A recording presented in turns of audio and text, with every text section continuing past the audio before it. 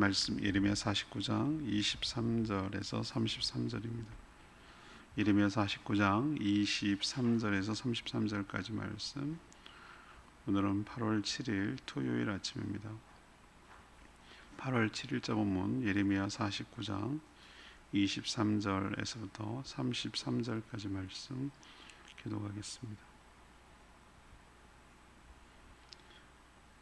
구약성경 1132쪽입니다. 다메섹에 대한 말씀이라. 하맛과 아르밧이 수치를 당하리니 이는 흉한 소문을 듣고 낙담함이니라. 바닷가에서 비틀거리며 평안이 없도다. 다메섹이 피곤하여 몸을 돌이켜 달아나려 하니 떨림이 그를 움켜잡고 해에서 나는 여인같이 고통과 슬픔이 그를 사로잡아도다. 어찌하여 찬송의 성읍 나의 즐거운 성읍이 버린 것이 되었느냐. 이는 만군의 여호와의 말씀이니라. 그런즉 그날에 그의 장정들은 그 거리에 엎드려지겠고 모든 군사는 멸절될 것이며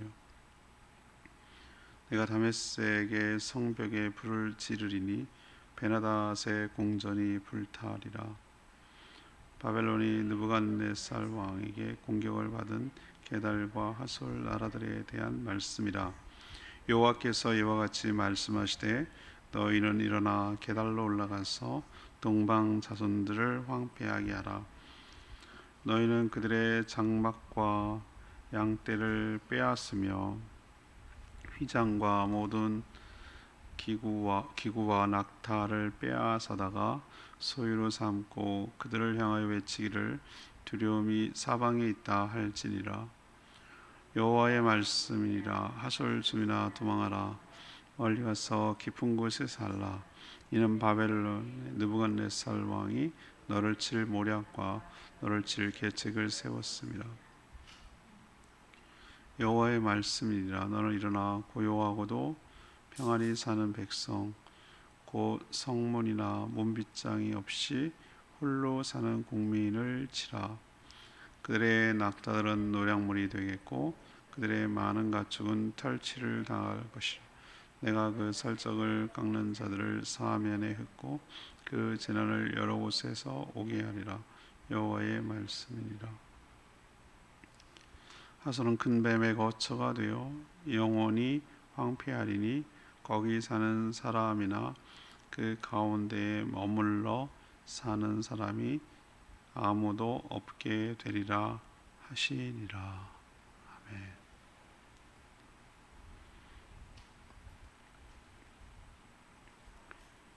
아멘. 하나님은 이스라엘 동쪽 나라들에 대해서도 심판을 경고하셨습니다. 다메섹은 한때 찬송의 성읍, 즐거운 성읍이라고 불렸지만 침략으로 불타 없어질 거라고 하셨습니다. 또 게달과 하솔은 아라비아에서 떠돌며 사는 유목민들인데 이들은 어디에도 안주하지 않고 움직였기에 상대적으로 피해가 적었고 평안했으나 바벨론의 침략을 받은 후에 모든 것을 잃고 황폐하게 될 것이라고 하셨습니다. 오늘 질문은 동방 나라들의 심판을 통해서 주시는 교훈은 무엇인가? 라는 것이 질문입니다. 먼저 23절에서 27절까지 말씀입니다.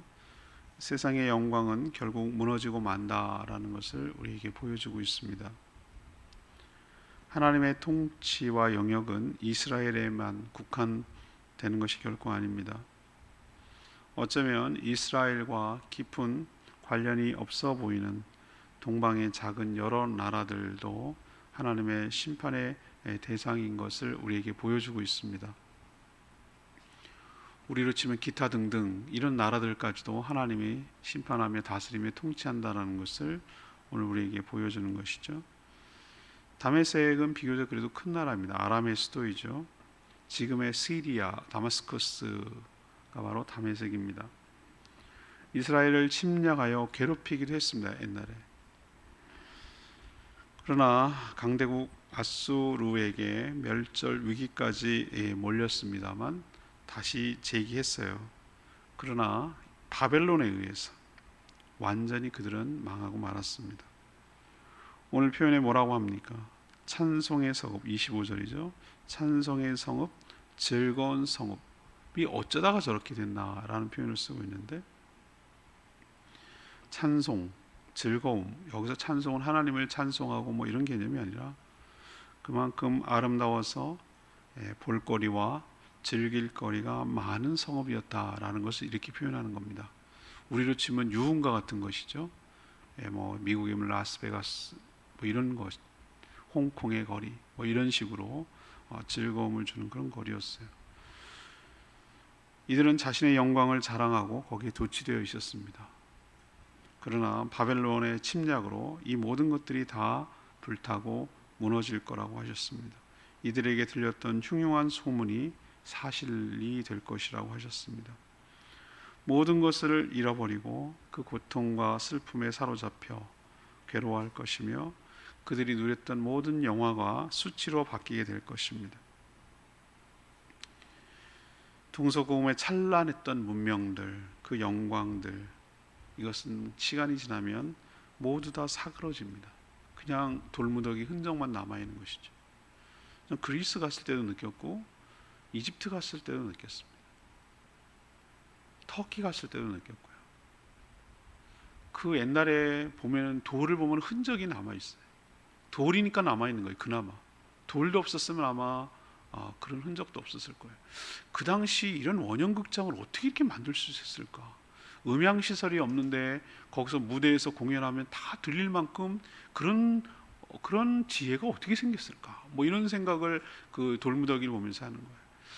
길리에 돌을 홈을 파가지고 그 마차에 마치 기차처럼 홈을 이렇게 파가지고 마차가 그 홈을 따라서 가면은 기차 레일 달리듯이 빠르게 달릴 수 있는 거. 이런 생각을 어떻게 했을까? 폼페이가 무너지고 그 화산저에 덮여 있는 것을 걷어내는 걸 보면은 여기도 사람이 사는 곳이구나. 그렇게 화려하게 빵 굽는 데도 있고 뭐 별의별 게 다 이 도시가 있는 그 기원전인데도 그렇게 나오는 것이죠.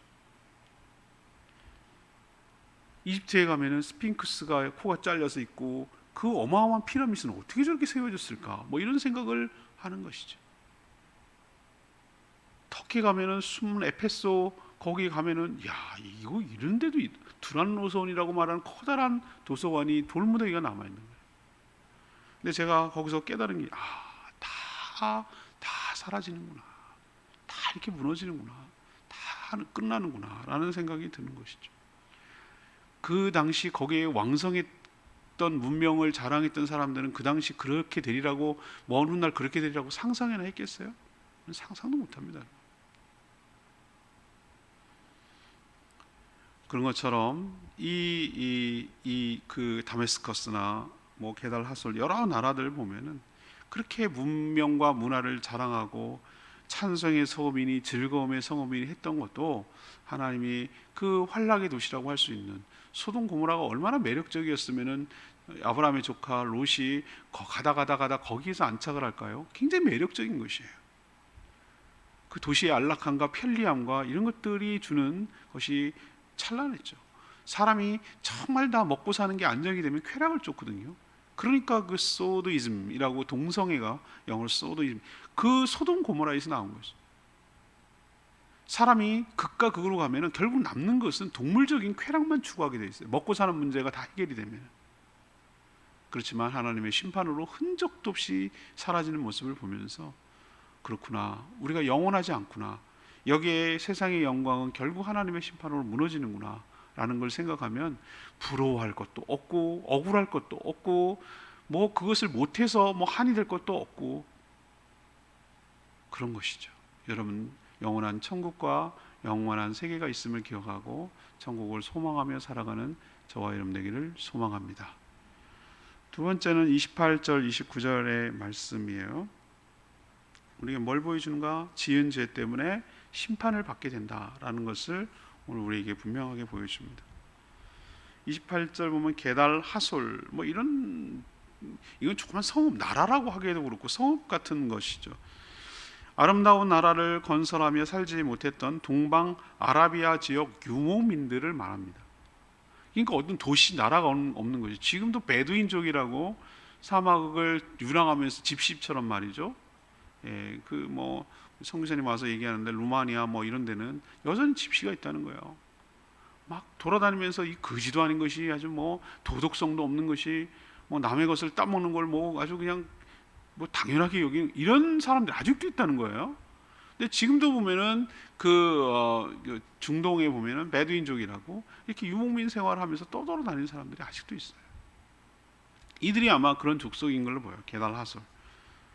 이들은 소수의 무리가 이동하면서 지냈기 때문에 어디에도 정착하지 않았고요. 정착할 필요도 없어요. 왜 그렇죠? 계속 떠돌아다니니까. 이들은 주로 목축을 했지만 또 때로는 자기보다 약한 상대를 만나면 약탈하기도 했어요. 그렇게 해서 새를 불린 거죠. 아마 지금의 베두인 족속이 그들의 후손으로 추정돼요. 성읍처럼 어디 성을 쌓고 어디 모여서 지내지 않으니까 사방에서 공격해오는, 기동력 있게 도망갈 수 있을지 모르지만 또 상대적으로 어디도 막아주는 곳이 없으니까 사방으로 공포가 몰려오는 거죠. 적들의 공포에 질렸어요. 바벨론은 이들을 침략해서 이들까지도 바벨론이 침략하는 걸 볼 수 있어요. 이건 하나님의 심판인데요. 그들은 어디 있는지도 모르고 위치 추적기도 없고 어디에 사는지도 없는데 좌표를 찍을 수가 없는데도 그냥 바벨론의 침략에서 거기까지 바벨론이 건드리는 거예요. 그 사막에 사는 유목민들까지도. 그래서 그들이 갖고 있는 양떼는 물론 휘장, 모든 기구들, 낙타들까지 빼앗기게 될 것이다 라고 오늘 말씀하세요. 사실 바벨론은 이런 작은 유목민, 떠돌아다니는 유목민들까지 침략할 이유가 있을까? 뭐 그러기 뭘 먹을 게 있다고 그 군사력을 동원할까? 이런 생각이 들지만 이걸 하나님의 심판의 시각에서 보면은 이건 필히 있어야 될 일이었어요. 이들의 죄악을 하나님이 징계하시고 심판하시는 도구가 바벨론이라고 한다면 이건 필히 바벨론의 침략을 받을 수밖에 없는 것이죠. 이들은 자신들이 해오던 약탈의 죄를 그대로 되돌려 받아서 빼앗기게 되는 것이죠. 자기도 빼앗았으니 그들도 처절하게 빼앗겨 죽는 것이죠. 자신들이 침략을 받아 약탈을 당한 겁니다. 자신이 지은 죄 때문에 결국은 심판을 받는다라는 것을 우리에게 똑똑하게 교훈하고 있는 줄로 압니다. 그냥 넘어갈 것 같죠, 여러분? 그냥 당장 심판이 안 내려지니까 뭐 이래도 되나 보다 뭐 이렇게 되겠죠. 그러다가 나중에 꼬리가 잡히죠.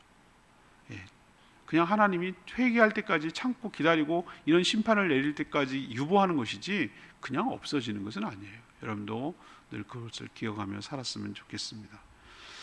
세 번째는요, 30절에 33절까지 말씀인데요, 세상 어디에서도 안전하지 않다라는 것을 우리에게 보여주고 있어요. 하나님의 심판이 그렇다는 겁니다.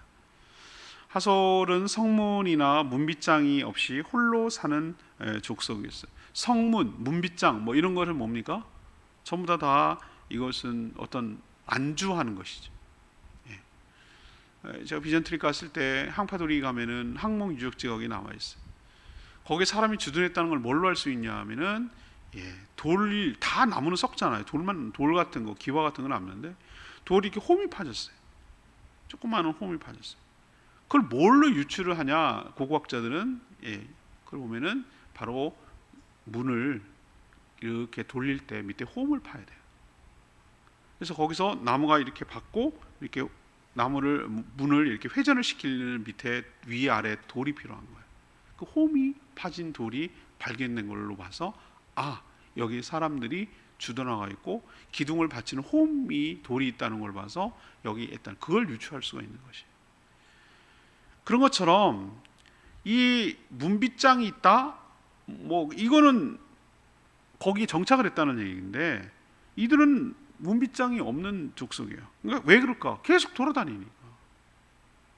징기스칸이 그 얘기를 지금 아직도 생각이 나는데, 징기스칸이 후손들에게 유언처럼 내린 게 있어요. 너희들이 어느 성에 안주하는 순간 죽을 거라고 그랬어요.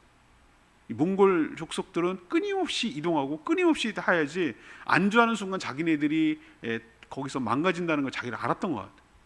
그래서 끊임없이 돌아다니고 끊임없이 움직이고 끊임없이 기동하고 이렇게 해야 자기들이 살 수 있다는 것을 유언을 남겼다는 말이 지금 생각나는데 이들이 그런 족속들이었어요. 그러니 성을 짓고 정착할 필요가 없는 것이죠. 그렇기 때문에 오히려 상대적으로 고요하고 평안한 생활을 했는지 몰라요. 어디로 움직이는지 모르니까. 적의 목표물이 되지 않았기 때문이에요. 그러나 이제는 상황이 달라졌어요. 바벨론은 하나님이 오늘 어떻게 성경을 표현하고 있냐면 이들까지도 칠 전략과 계략을 세워놨다. 바벨론의 느부갓네살은 이렇게 표현하고 있어요. 그러니까 이들이 막 돌아다니고 어디로 갈지 모르는데 그들을 잡기 위해서 어떻게 할지 바벨론의 느부갓네살이 작전을 세웠다, 이 얘기예요. 그들의 통치가 미치지 않는 곳이 없게 하려는 의도로 보이지만 이건 역시 하나님의 심판의 도구일 뿐, 하나님은 바벨론을 통해서 그들을 심판하시는 것을 알 수 있어요. 자신들을 누구도 관심 있게 보지 않기 때문에 그들은 방심하면서 살았던 그들에게 하나님의 심판이 임하자 모든 것을 잃고 황폐해졌다라고 말합니다. 그들이 가졌던 이 낙타들 그리고 많은 가축들은 약탈의 대상이 되었죠. 재난이 여러 곳에서 닥치자 그들은 사면으로 흩어지며 도망치기에 바빴어요. 그래서 여기서 알 수 있는 건 무엇입니까? 세상 어디에도 안전한 곳은 없다. 하나님께 심판을 피할 곳은 없다. 그런 곳은 없다. 하나님의 심판을 아무도 피하지 못한다 라는 것을 우리에게 분명하게 알려주고 있습니다. 오늘 레마의 말씀이 31절 말씀, 여호와의 말씀이니라 너는 일어나 고요하고도 평안히 사는 백성 곧 성문이나 문빗장이 없이 홀로 사는 국민을 치라 라고 하셨습니다.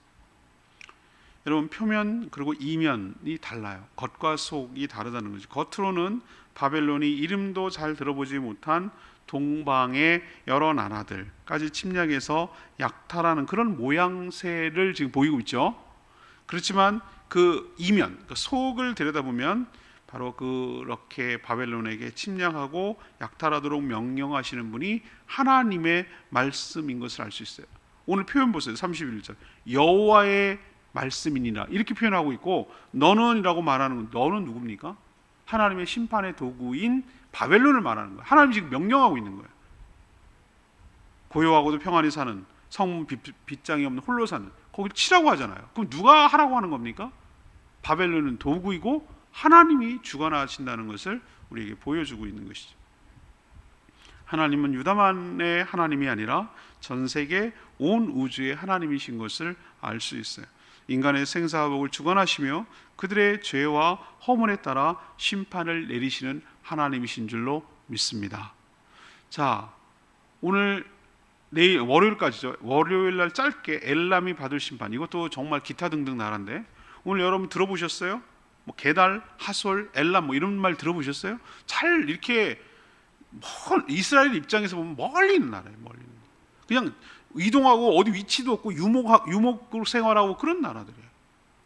아니 뭐 하나님 뭐 이런 데까지 신경을 쓰시나, 이렇게 거꾸로 생각할 수 있지만 우리 뒤집어서 생각합시다. 하나님의 통치가 미치지 않은 것이 없다라는 걸 우리에게 반증하고 것이고요. 자, 그럼 우리에게 이걸 적용하면 어떻게 되겠습니까? 에이, 하나님이 나 같은 사람 미미하고 뭐 그냥 존재감 없고 그런 사람에 대해서 알까?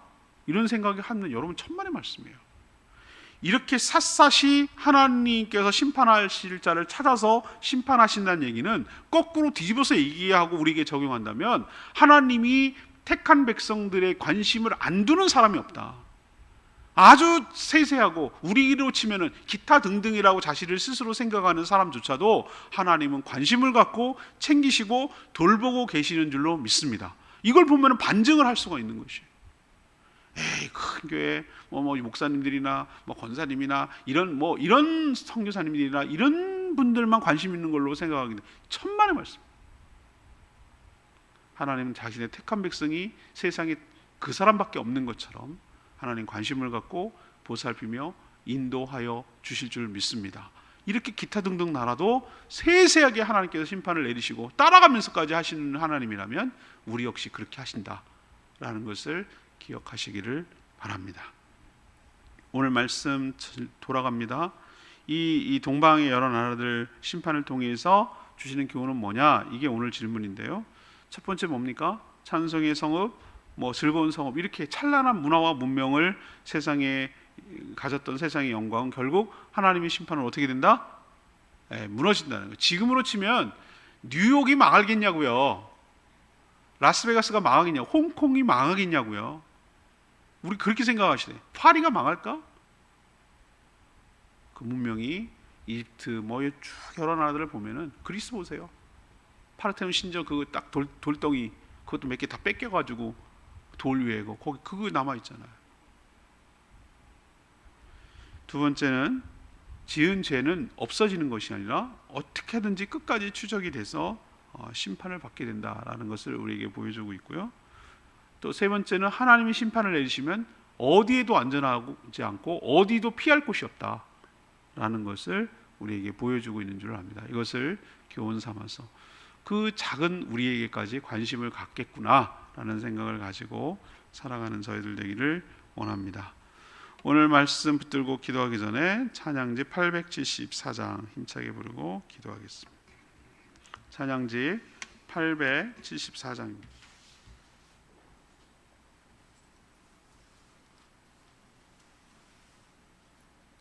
(874장입니다) 주님과 함께 담대히 나아가 주님과 담대히 나아가 원수를 완전히 밟아 이겨 승리를 외치며 찬양하세. 그리스도 나의 왕 승리를 주신 하나님 백성 구원했네. 말씀으로 붙이르니 온 세상 이려라 우리 주님과 담대히 나아가 원수를 완전히 밟아 이겨 승리를 외치며 찬양하세. 그리스도 나의 왕 그리스도 나의 왕 그리스도 나의 왕. 그렇습니다. 하나님께서 그 작은 나라들까지 심판하시는가? 그렇습니다. 그러면은 미천하고 부족하고 연약한 나까지도 관심을 갖고 계시는가? 그렇습니다. 하나님께서 이렇게까지 하시는 걸 보면 우리도 세세하게 보살펴 주시고 인도하여 주실 줄로 믿습니다. 하나님의 미치지 않는 곳은 없습니다. 하나님의 모든 영역 안에 우리가 주권 안에 순복하며 은혜로 살아가는 법을 배우게 해달라고 주여 외치며 기도합니다.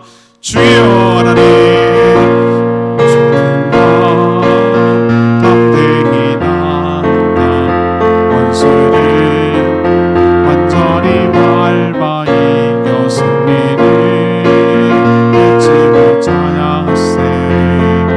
그리스도 나의 왕 승리를 주신 하나님 백성 구원했네.